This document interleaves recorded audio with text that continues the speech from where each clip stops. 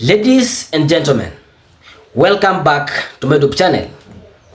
Today on the 15th of February 2025, we are going to have the voting taking place in Addis, Ethiopia for the African Union Commission chairmanship, whereby our candidate Raila Odinga will be contesting against the Djibouti candidate, who is perceived to be his closest competitor. Do you think Raila Odinga will win or he will lose today? What's your take? Express your opinion in the comments. And don't forget to give this video a like. I want to deliver my opinion because I have followed on the events since yesterday. President William Ruto is really working hard to ensure that Raila Odinga assumes office in Addis as the next AUC chair. I've noticed something which I don't think many Kenyans have noticed, because most of you are really against Raila Odinga's candidature and you think Raila Odinga is going to lose. On the same point, I still tend to think when the deal is too good, think twice.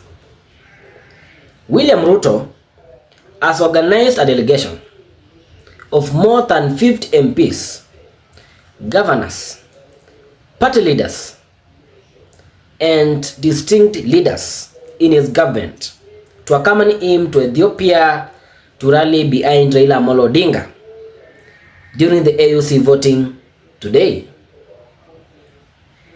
In your own thinking, can President William Ruto, the Ruto we know, Ruto anaweza panga hiyo mambo yote, abebe ma MPs, governors, senators, bloggers? I've also seen almost 1 hour in Addis. William Ruto anaweza beba watu wote kama hayuko sure Raila anachukua hii kitu? Tell me. Up to that point, President William Ruto is sending a signal. I want you to see this issue in 2 dimensions. Number 1, William Ruto is sending some signals. William Ruto is preparing Kenyans for Raila Odinga's win. Kwa sababu mi huwezi niambia Ruto mwenye tunajua, the Ruto who has been in the Kenya political space since in the 1990s. He was with President Moi, Kibaki, the DP of Uhuru Kenyatta, and currently the President of Kenya. William Ruto contested for president only once and won it. Taka kuniambia huyo Ruto hajui kama Raila anapata AU ama anakosa? To some point I am convinced 80% Raila Odinga has been assured that he is going to win the AU seat. And there are some factors around that, because number 1, William Ruto has conducted some meetings, and the meetings are very critical because the heads of states who are involved are on the side which is perceived to be that of the francophones, wenye wanasemekana wana align na the Djibouti candidate. To start with, Senegal. And I'll share a picture of William Ruto, Raila Odinga, and the Senegal's, I think he is the youngest president in Africa. Jana Ruto alifika and they had a meeting with the president of Senegal. William Ruto in the past amekuwa na Musa Faki, the current AUC chair in Kenya. I think they met in his Kilgoris residence. They never met in State House. Musa Faki has also been seen in a meeting with William Ruto and Raila Odinga. These pictures are not taken for formality. There is a message they are trying to pass. Raila Odinga is the transitional candidate for AUC chairmanship. I repeat, Raila Odinga is a transitional candidate for the African Union Commission.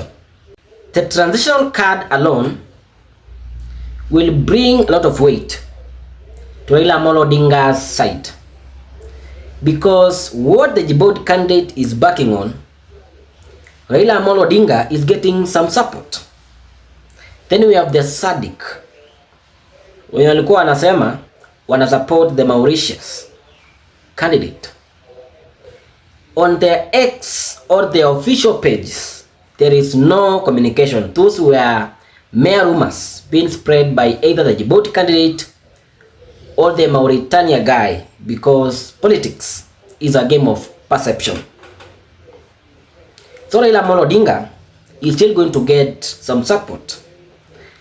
And I think Raila Odinga is very connected with South Africa, to be precise. Because at some point during the post-election violence in 2007-2008, when we were getting to the coalition agreements, Mwai Kibaki, the then Kenyan president, dismissed Ramaphosa, the current president of South Africa, in the agreement table, because Mwai Kibaki believed that the ties between Ramaphosa and Raila Odinga were too close, and Mwai Kibaki was going to be sidelined, and maybe Raila Odinga was going to be the Kenya's president. So there is a very close connection between Raila Odinga and the South African president. And South Africa is very critical in Africa, not only in the South African part, but also in the continent of Africa. South Africa is one of the well and stable economy in Africa, and their influence, their support to Raila Odinga is likely going to influence their partners into voting in favor of Raila Odinga, and not the Mauritania guy or the Djibouti candidate. To add on, Raila Odinga has full support of the East African community, and William Ruto commands some respect in the Eastern African community. Most of the countries in Eastern African community are likely going to vote in favor of Raila Odinga. In the contrary of this opinion, William Ruto might have, and now this one is the remaining 20%. William Ruto might be playing a trick to Raila Odinga. This is politics. Politics is a dirty game. In the political space, whenever you are seated in a table, I want to give you an example. The time mmekaa kwa meza nyinyi wote, na nyinyi wanasiasa, take keynote. If you have a close ally, have a discussion. This is a political table. In the political space, ni game ya kutumiana. Wanasiasa ni watu wa kutumiana. So the moment umekaa kwa meza ni kukaa na ufikirie, sisi tunatumia hawa kweli? Are we really getting any benefit from the political engagements? Na in that angle, ukitafuta mtu mwenye anatumika akose, definitely you are the one being used. That's a constant principle in politics. It is written nowhere. But in the political space, kuna mtu anatumika. Ukiangalia around uone hakuna hepa, ni wewe unatumika. Because to some point mimi nafikiria naona, maybe William Ruto knows that Raila Odinga cannot win the AU seat, because we still have some factors, and the DRC Congo issues are really going to work against Raila Odinga's candidature, because William Ruto communicated with the France president Macron when our Kenya's embassy was burned down and the M23 were really revolting against the president of DRC Congo. The M23 is projected to be a group being supported by Kagame, the Rwandese president. Kama Kenya tuko na issue na Congo na hiyo M23 supportiwa na Kagame, definitely we are going to lose that vote. Hiyo kura ya Kagame itapotea. Maybe William Ruto has played some diplomatic politics na akaona Raila Odinga is going to lose, but then he's trying to give it all. In the eyes of Kenyans, William Ruto has done everything possible to make Raila Odinga the AUC chair.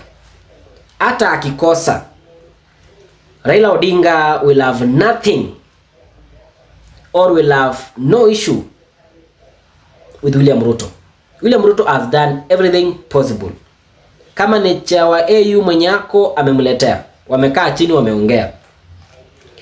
Kama ni kuingililia the francophones, William Ruto amefika huko. Now we can see some pictures with some presidents who are perceived to be in support of the Djibouti candidate. So William Ruto has done everything possible in his powers to make Raila Odinga the African Union Commission chair. Iko tu hivyo. 80% William Ruto is okay and Raila is winning it. 20% maybe if Raila doesn't win, William Ruto has done everything possible. Hakuna kitu kingine angefanya. Na Raila akikosa, I don't want to insinuate anything, but it is very clear that Raila is likely going to come back and bring some chaos and problems to William Ruto's regime. And maybe the broad-based government will come to an end, considering the current ruling of the court, reinstating that the Azimio coalition is a majority in parliament and that Junet Mohammed should be the majority leader. What's your take?